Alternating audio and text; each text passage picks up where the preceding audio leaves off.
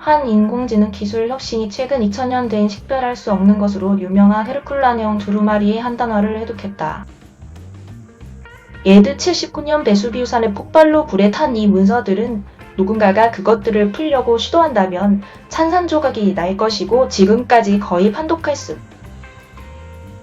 없는 것으로 간주되었다. 여기에 여러분이 더 알아야 할 것들이 있다. 잔혹한 하마스의 공격에 대응하여 고립된 주민들을 포위한 이스라엘에 대한 분노가 전 세계적으로 고조됨에 따라 이집트가 가자 지구에 구급 트럭을 들여보내는 것을 허용하기로 합의했다. 이스라엘의 가자 지구에 대한 끊임없는 폭격과 이 지역에 쌓여있는 중요한 원조는 중부 전역에서 증가하는 시위를 촉발했다. 팔레스타인의 보건당국에 따르면 가자 지구에서 거의 3,500명이 사망했으며 세계보건기구는 이 지역에 갇혀있는 수백만 명의 사람들에 대해 상황이 통제 불능 상태라고 말했다.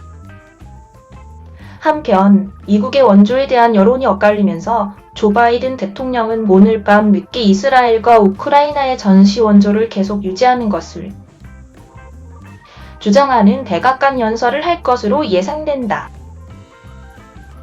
바이든 대통령의 이스라엘 방문은 이 갈등의 미래에 대해 우리에게 무엇을 말해줄 수 있는가?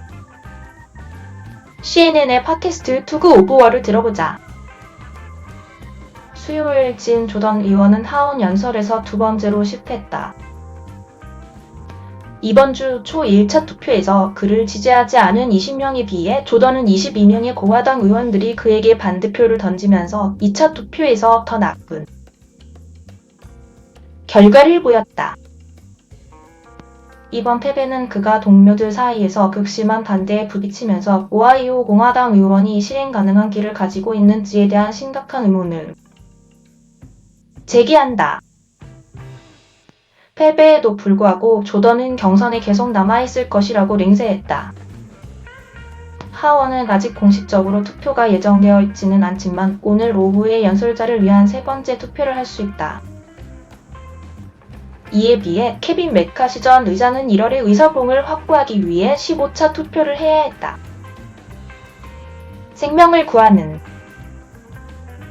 코로나19 치료제 팍스로비드의 가격은 앞으로 몇 달 동안 2배 이상 상승할 것이다. 이러한 정가 변경은 미국이 정부가 의약품을 구입하여 모든 사람에게 무료로 제공하던 제도에서 보다 전통적인 상업적인 시장으로 전환함에 따라 발생한다. 화이자는 보험에 가입하기 전 정가가 어울릴 가정에 $1,390가 될 것이라고 밝혔다. 이는 팬데믹 기간 동안 팍스로비드를 환자들에게 무료로 제공했던 미국 정부가 지불한 정가 $530보다 6배 높은 것이다. 코로나19 백신도 유사한 상업적 시장 전환을 겪으면서 가격이 올라 1회적 통당 1위로 $530 사이로 약 4배 상승했다. 공화당이 주도하는 한 단체와 업계 단체는 대법원에 바이든 대통령의 좋은 이후 오염 규제를 막아달라고 요청하고 있다. 이 규제는 줄 경계를 넘어 퍼져나가는 해로운 스모그와 대기 오염을 줄이는 것을 목표로 한다. 예를 들어 석탄 화력 발전소를 통해 오존과 스모그를 발생시키는 한 주에서 이러한 오염 물질들을 이웃한 다른 주로 보낸다면 이는 규칙 위반이 될 수 있습니다.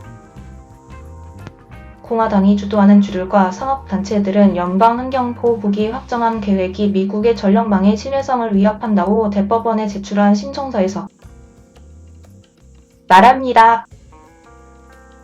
고등법원은 조치를 취하기 전에 환경보호국에 답변을 요청할 것으로 보입니다. 미 국방부 고위 관리인 션 커크패트릭은 CNN에 UFO로 알려진 미확인의 비정상적인 현상들에 대한 보고를 매달 수십 건씩 받고 있다고 말했습니다. 커크패트릭은 사건을 조사하기 위해 설립된 국방부가 4월 현재 2022년 8월 650건에서 약 800건의 미확인 물체에 대한 보고를 받았다고 말했습니다. 그는 대다수는 풍선이나 드론과 같은 양성 반응을 보이는 물체들이지만 일부는 미국을 정찰하려는 미국의 적들의 결과일 수도 있다고 덧붙였습니다. 수요일 발표된 보고서에 따르면 대부분의 목격과 관찰은 제한된 군사 영공 근처에서 이루어졌으며 아마도 시설 주변에 추가적인 센서와 레이더의 결과인 것으로 보입니다. 라스베이거스 에이시스가 21년 만에 WNBA의 첫 번째 반복 우승을 차지했습니다. 수요일 에이시스는 뉴욕 리버티를 7연 69로 꺾고 프랜차이즈의 2연패를 달성했습니다. 시드니 오페라 하우스 50세 호주에서 가장 잘 알려진 건물은 시드니 오페라 하우스를 위한 명백한 디자인으로 국제대회의 233개 출품작들 중 하나일 뿐이었습니다. 다음은 컷오프되지 않은 제안들 중 일부입니다. 델타 항공은 로열티 프로그램의 일부 변경을 역추적하고 있습니다. 잦은 전단지는 최근 델타 항공의 스카이마일즈 로열티 프로그램에 대한 불만을 전달하기 위해 소셜미디어에 가져갔습니다. 수요일 회사는 일부 좌절한 고객들을 달래기 위한 새로운 계획의 개요를 설명했습니다. $5천만 마이애미 펜트하우스 안에서 보세요. 월도프 아스토리아 마이애미 뒤에 있는 개발자들은 비용을 아끼지 않았습니다. 13000 평방피트의 하늘 높이의 이 주거지에 대한 비용을 아끼지 않았습니다. 도시에서 가장 비싼 유닛 중 하나가 될 예정인 펜트하우스 내부를 보세요.